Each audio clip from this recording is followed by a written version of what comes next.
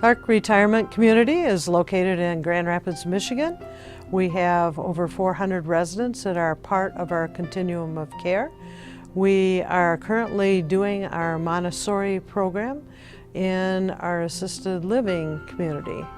In May of 2015, our board adopted a strategic plan that was about a year and a half in the making, and an instrumental part of that strategic plan was around dementia and the dementia services we provide here and our commitment to dementia services out in the community. I was invited to attend a think tank in Washington, D.C., put on by Leading Age, the national organization, and that's when I met Jennifer Brush and heard her speak on this thing called Montessori for older adults with dementia. And I was intrigued, impressed, and wanted to know more about how that could interplay with our residents at Clark. And that resulted in a meeting with Jennifer coming to Grand Rapids, meeting with some of our staff, meeting with our team. And so today, as we look at Montessori at Clark, it's really a way of living, a way of bringing a different purpose for our residents and for our staff. Montessori for Aging and Dementia is a philosophy of life that focuses on creating an environment that supports and empowers older adults to be as independent as possible and to have a meaningful life, no matter what their age. It's a philosophy that's based on the work of Dr. Maria Montessori, who believed that education is not acquired by listening to words, but by experiencing one's environment. We've combined Dr. Montessori's knowledge of individuals' needs throughout their lifespan with what the current research says are best dementia care practices. The result is a physical, social, and organizational environment that lets people experience joyful engagement in life.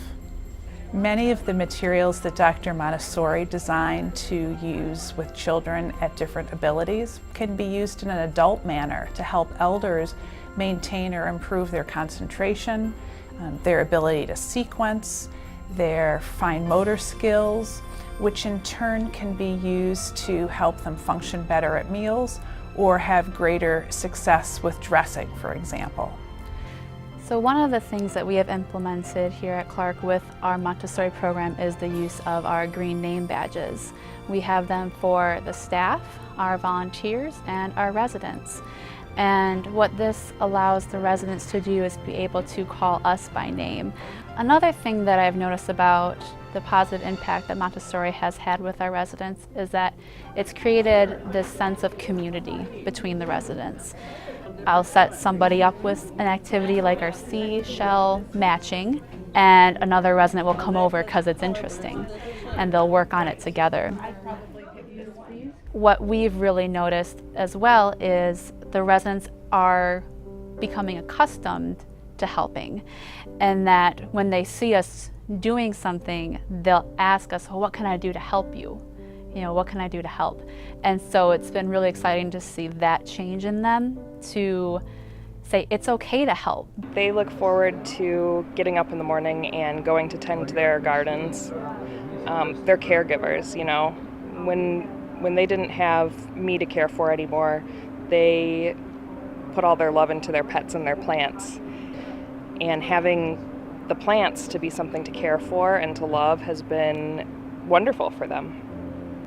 Getting out every day and working in a garden and bending down and plucking dead flowers, and not only is it mentally good for him, but it's physical exercise that he wasn't getting.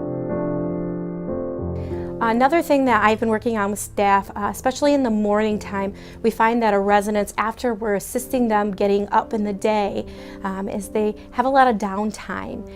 One of the things I remind them is there's lots of activities that are out from Montessori that they could get them started on. Folding the clothes is one of the favorite things of residents to do right now, and it's something that staff can easily get them set up with and start the process, show them what they're doing, and they will do that. As we go through, the residents would be able to self-initiate those, but in the meantime, using that time to set up the Montessori and assist the residents is a good thing. You'll notice that our environment is visually organized. It has the appropriate level of stimulation, it's filled with a variety of interesting things to do, and it supports both individual and group programming. So one of the roles that we have our residents help with is setting the tables for supper, and this is something we've had to help them start in the beginning, and now we can help them to find the needed supplies, and they're able to then do it on their own and continue it through its completion. We have a resident passing out the salad, and she feels that she is doing 100% because when I knock on her door and say, "Can you help me?" she said, "Oh yes, I can help you. I really can help you." And when I walked her back to her room and told her thank you, she says, "You know what? I always happy to help you." She says, "I'll do it again tomorrow if you need me." And I said, "We always need you." So we've made changes to our physical environment by adding signs that act as cues for our residents to engage in different activities or help themselves to a snack that's around. We also have wayfinding cues such as posters or pictures of birds or fish. We also have changed their room signs to a picture of themselves, whether it be a current picture or an old photo from their wedding or when they were younger that they now identify with, to help them find their room a little easier.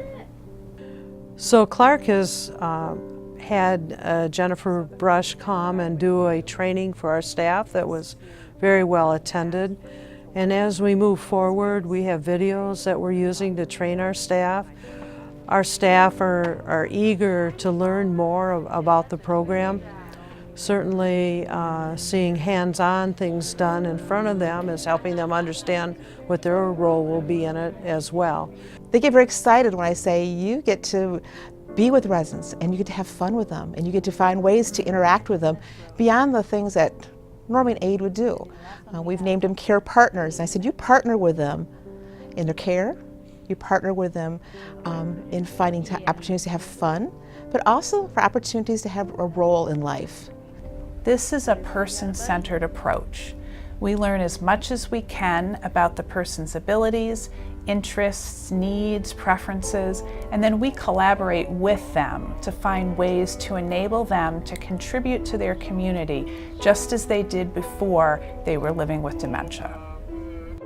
This whole program gives a resident a life, you know, and that's what they need. They needed something, and now they have it.